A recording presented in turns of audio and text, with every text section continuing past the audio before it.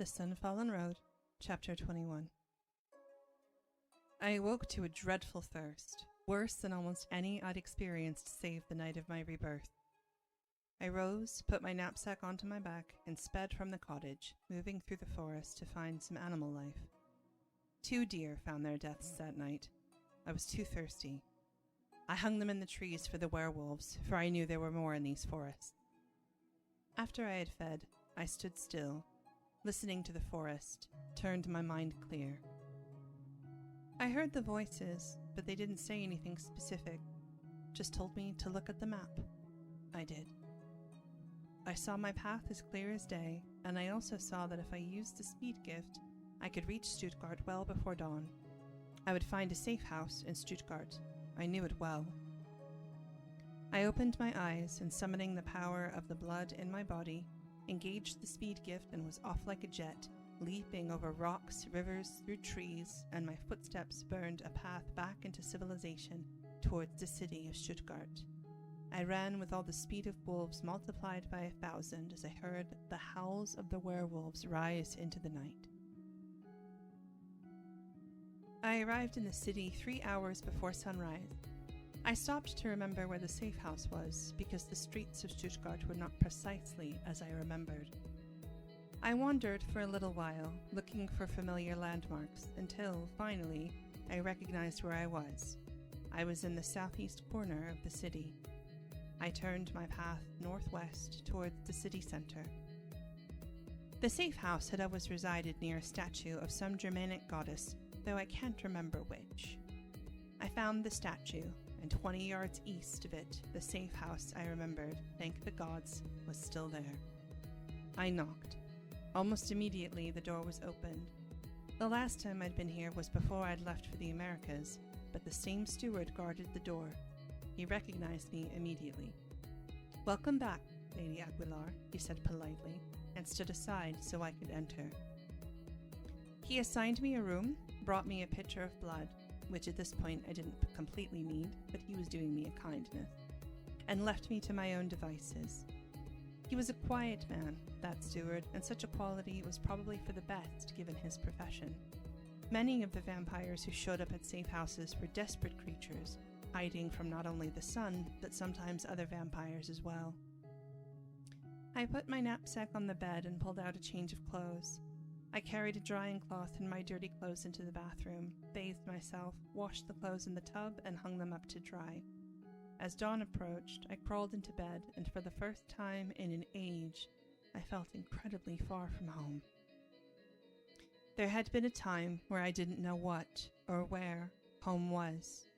Now that I knew, I felt that the world had suddenly become bigger, more unknowable, more threatening somehow. Part of my emotion was the enormity of my quest. I began to consider whether or not it was the right thing to do, and I immediately swatted the thought. Of course it was. I had never asked to become a vampire, and it was not what I had wanted, but I had spent so little time as a human, and so much as a vampire, that I couldn't quite understand what it meant anymore. In short, I was afraid. I woke in the evening to a dry set of clothes and a fresh pitcher of blood. I put the clothes into my knapsack, drank the blood, and descended the stairs. "Thank you," I said to the steward, who smiled slightly and inclined his head. "Always a pleasure, Lady Aguilar." I gave him some money, as was the custom. You always tipped the steward of a safe house if you were able, and I stepped into the street. "To Salzburg," whispered one of the spirits to me. "You have business there." I nodded. I did have business there. I set off into the night, running as swiftly as the speed gift could carry me, invisible to all but other vampires. But as it turned out, I was visible to other creatures as well. I did not reach Salzburg before sunrise as I had expected. Perhaps I was tired. Perhaps I did not really want to reach it. But in any case, I found myself in another forest with sunrise rapidly approaching, and I began to panic.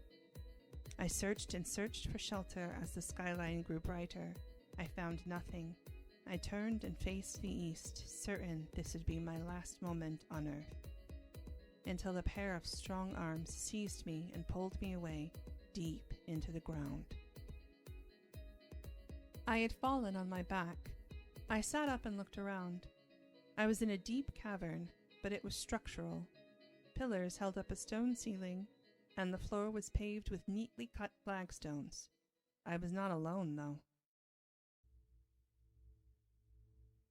A host of creatures, and I couldn't call them anything but creatures, for they were like no humans I'd ever seen, was gathered before me.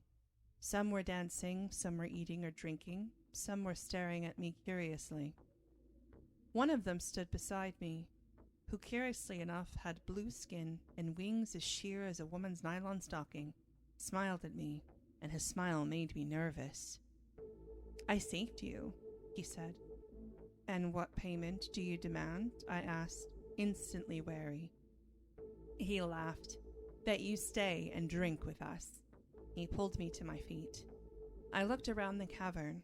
There were drums playing, wild drums, but not like war drums. You could almost imagine these laughed. And then it struck me. These were fae, like the ones I had seen on my journeys through South America with Silver in the wilds. The regent of Moscow had once told me about them, but he said that they were barely ever seen anymore in the world of men or vampires. Yet here they were, protecting me from the sun's burning rays. Why? I walked through the crowd, observing the many creatures around me. Millions of colors of skin, with wings and without, with horns or without, some covered with hair, some immaculately hairless. I smelled something delicious, and I turned in its direction to find the source.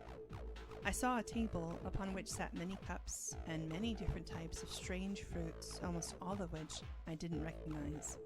But it was what was in the cups that drew me. I picked one up. "Don't, Melpomene," said one of the spirits, but I didn't listen. I drank deeply from the cup. Whatever was in it tasted like pomegranates, but a little sweeter, like the juice of maraschino cherries had been mixed in with it. A red, full, sweet taste, better than any human wine. My head swam. Without completely understanding what I was doing, I danced. I danced without understanding, without any feeling but passion. A male fae grasped my arm and pulled me towards him, his red skin contrasting his black lips and hair. His eyes were black.